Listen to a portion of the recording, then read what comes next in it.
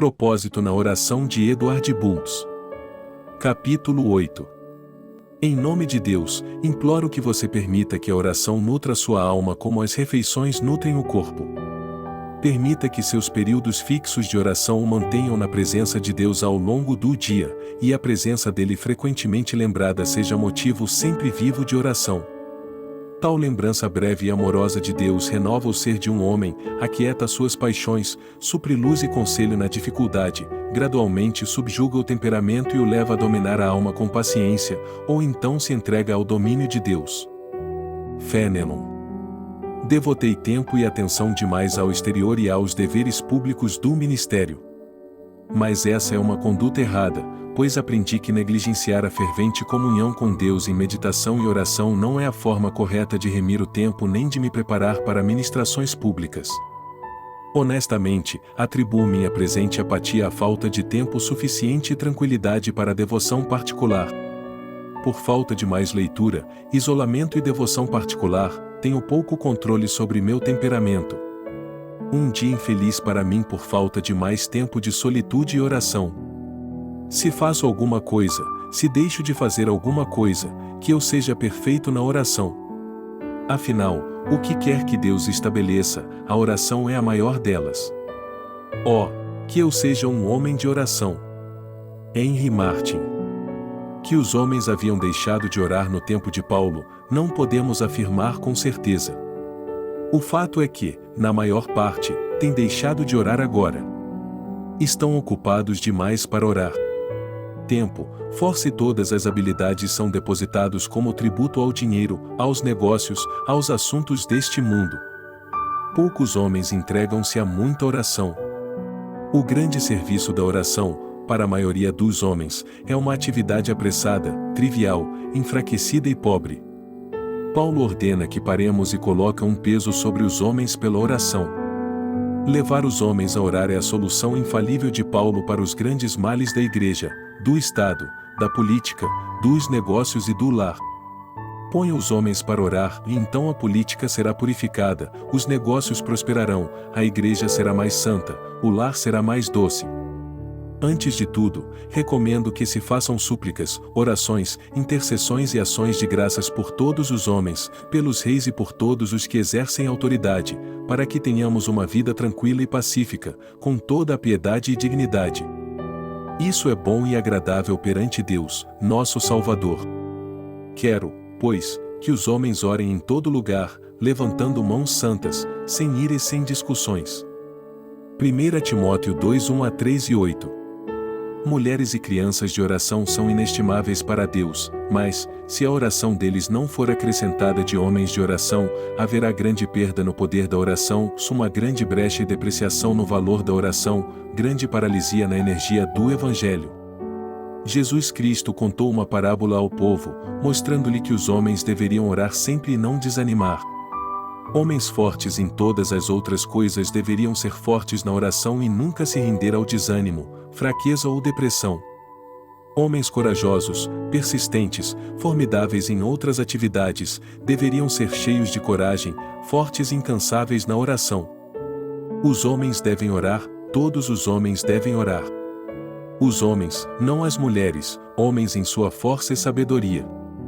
Há um mandamento específico e absoluto de que os homens devem orar, há uma necessidade absoluta e imperativa de que os homens orem. O primeiro dos seres, o homem, também deveria ser o primeiro na oração. Os homens devem orar pelos homens.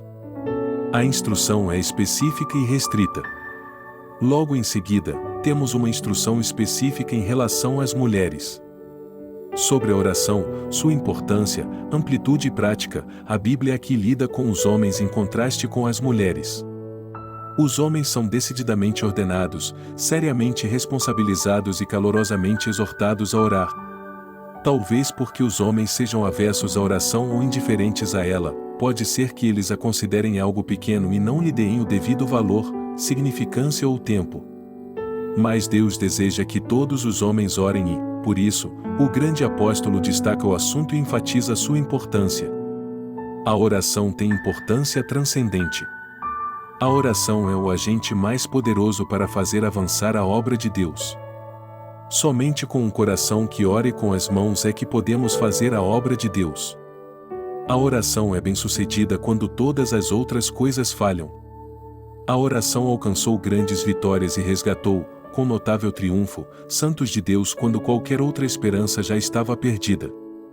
Homens que sabem orar são as maiores bênçãos que Deus pode dar à terra, se eles são os mais preciosos dons que a terra pode oferecer ao céu. Homens que saibam usar a arma da oração são os melhores soldados de Deus. Seus líderes mais poderosos. Os homens de oração são líderes escolhidos por Deus. A distinção entre os líderes que Deus põe na frente para liderar e abençoar seu povo e aqueles líderes que devem suas posições de liderança a uma seleção mundana, egoísta e profana é a seguinte: os líderes de Deus são preeminentemente homens de oração. Isso os distingue como o simples e divino atestado de seu chamado, o selo de sua separação para Deus. Quaisquer outras graças ou dons que possam ter tido, o dom e a graça da oração se eleva acima de todos os outros. Em tudo mais que possam concordar ou divergir, no dom da oração, eles são um. O que seria dos líderes de Deus sem oração? Se retirarmos de Moisés seu poder na oração, um dom que o tornou notável na estima pagã, a coroa será retirada de sua cabeça, o alimento e o fogo de sua fé se esvairão. Elias, sem suas orações, não teria nem registro nem lugar na missão divina, sua vida seria insípida, covarde por sua energia, sua oposição e fogo não existiriam. Sem a oração de Elias, o Jordão nunca teria se rendido ao golpe de seu manto, nem o anjo da morte o teria honrado com a carruagem e os cavalos de fogo. O argumento que Deus usou para acalmar os medos e convencer Ananias da condição e sinceridade de Paulo é o resumo de sua história, a solução de sua vida e obra, se ele está orando, Atos 9:11. Paulo, Lutero, Wesley, que esses escolhidos de Deus seriam sem o diferenciador e controlador elemento da oração. Eles foram líderes por Deus porque eram poderosos na oração. Eles não foram líderes por causa de pensamentos brilhantes, ou porque tinham recursos inesgotáveis, ou por causa de sua magnífica cultura ou dons naturais, mas foram líderes porque, pelo poder da oração, eles podiam dirigir o poder de Deus. Homens de oração significam muito mais do que homens que recitam orações, ou muito mais do que homens que oram por hábito. Significam homens para os quais a oração é uma força poderosa, uma energia que move o céu e derrama tesouros de bênçãos incontáveis sobre a terra. Homens de oração são a segurança da igreja contra o materialismo que está atingindo todos os seus planos e sistemas e que está endurecendo o seu coração. A insinuação circula como veneno secreto e mortal segundo o qual a igreja não é dependente puramente de forças espirituais como costumava ser, que outros tempos e outras condições a tiraram de suas características e dependência espiritual e a colocaram onde outras forças podem conduzi-la ao ápice. Uma armadilha fatal desse tipo tem atraído a igreja a abraçar o mundo, tem deslumbrado seus líderes, enfraquecido seus fundamentos e a tem privado e muito de sua beleza e força.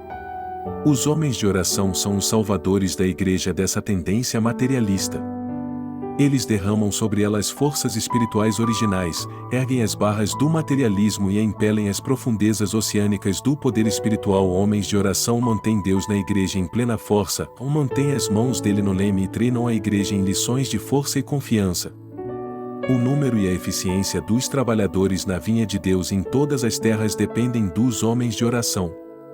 O poder desses homens de oração aumenta pelo processo divinamente planejado, pelo número e pelo sucesso dos trabalhadores consagrados.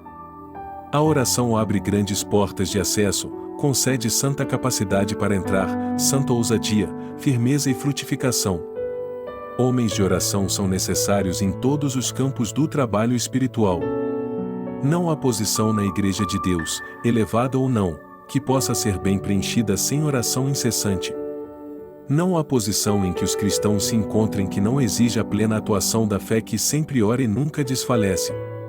Homens de oração são necessários nos lugares de negócios, bem como na casa de Deus, para que possam ordenar e dirigir o comércio, não de acordo com as máximas deste mundo, mas de acordo com os princípios da Bíblia e com as máximas do mundo celestial. Homens de oração são especialmente necessários nas posições de influência, honra e poder na igreja. Esses líderes, que são os do pensamento da igreja, da obra da igreja e da vida da igreja, deveriam ser. Descobri que os livros alienam meu coração de Deus tanto quanto outras coisas. Tenho traçado um plano de estudo para mim mesmo, mas deixe-me lembrar de que apenas uma coisa é necessária, que, se meu coração não pode ser mantido em um estado espiritual sem muita oração, meditação, leitura da Escritura etc., o que é incompatível com o estudo, devo buscar primeiro a justiça de Deus. Tudo deveria estar submetido ao crescimento espiritual. Temo, diz ele, que não estudei as Escrituras o suficiente. Certamente no recesso do verão eu deveria ter lido as Escrituras 1 ou 2 horas por dia, além de oração, leitura devocional e meditação. Deus me fará prosperar mais se eu esperar nele. A experiência de todos os homens bons mostra que, sem oração constante e atenção, a vida de Deus na alma fica estagnada. As devoções matinais e noturnas de Doddridge eram assunto sério. O coronel Gardner sempre passava 2 horas em oração pela manhã antes de sair. Bonnell praticava a devoção pessoal basicamente pela manhã e à noite e repetia os salmos ao se vestir e despir para elevar a alma às coisas celestiais. Eu espero em Deus para tornar efetivos os meios. Temo que minhas devoções sejam muito apressadas, que não leio a Escritura o suficiente. Devo crescer na graça, ou devo amar mais a Deus, devo sentir mais o poder das coisas divinas. Ser mais ou menos estudado não significa nada. Mesmo que eu execute o trabalho que considero útil, é comparativamente sem importância. Mas esteja atenta a minha alma com a indiferença. O ano novo começou com a Santa Comunhão e novos votos. Ele escreveu: vou seguir em frente e esforçar-me para conhecer melhor Deus e amá-lo mais. Certamente irei, porque Deus concederá seu Espírito Santo aos que lhe pedirem, e o Espírito Santo derramará abundantemente o amor de Deus no coração. Então ore, e seja fervoroso, siga em frente, siga conhecendo o Senhor. Sem atenção, humilhação e oração, o senso das coisas divinas definha. Com vistas a preparar-se para o futuro, chegou a afirmar que não descobrira nada mais eficaz do que a oração individual e a leitura atenta do Novo Testamento. E novamente, devo acrescentar que ultimamente tenho tido pouco tempo para devoção pessoal. Posso, com tristeza, confirmar a observação de Doddridge de que, quando continuamos doentes no quarto de oração, frequentemente também o somos nos outros lugares. Devo reparar isso. Temo entrar no que Owen chama de negócio do pecado e arrependimento. Senhor, ajuda-me e encurtar as devoções pessoais deixa a alma faminta, ela fica pobre e abatida. Não deve ser assim. Preciso redimir mais tempo. Percebo quão fraco em espírito me torno sem margem de tempo para as devoções pessoais, devo ser cuidadoso para perseverar em oração. Em outro tom, registra. Devo tentar o que há tempos ouvi ser a regra de o grande tapeceiro, que, quando veio de Bond Street para sua pequena casa de campo, sempre primeiro se retirava para seu quarto. Tenho trabalhado até muito tarde e por isso tenho tido apenas uma apressada meia hora para mim. Com certeza, a experiência de todos os homens bons confirma a proposição de que, sem a devida medida de devoção pessoal, a alma estará cada vez mais fraca. Ele escreveu ao filho: permita-me apelar a que não seja seduzido a negligenciar, reduzir ou apressar suas orações matinais. Entre todas as coisas, guarde-se de negligenciar Deus no quarto de oração.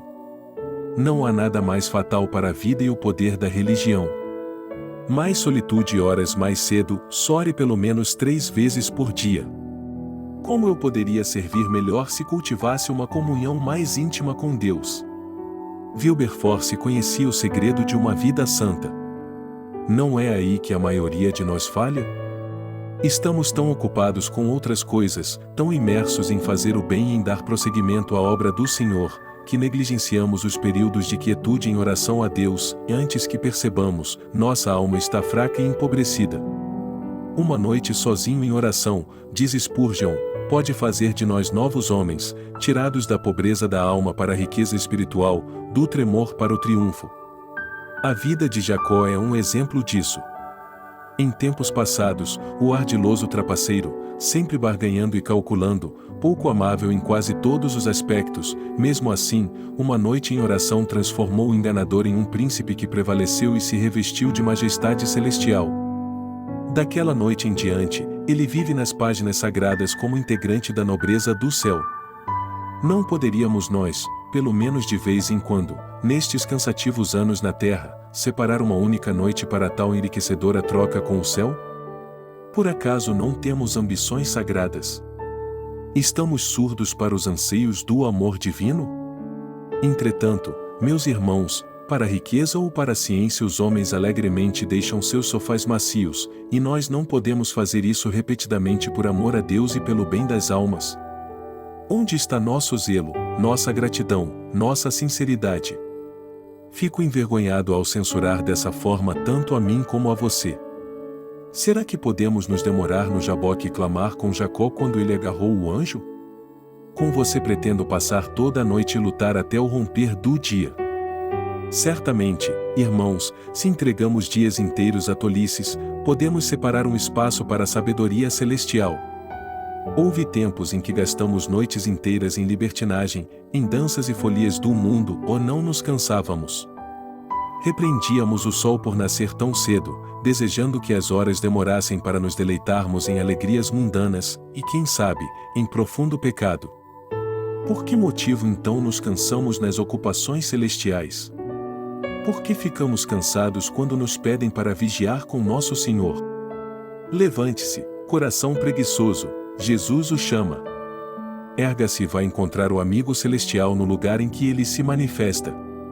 Não podemos esperar crescer em semelhança a nosso Senhor, a não ser seguindo seu exemplo e passando mais tempo em comunhão com o Pai. Um avivamento da verdadeira oração produziria uma revolução espiritual.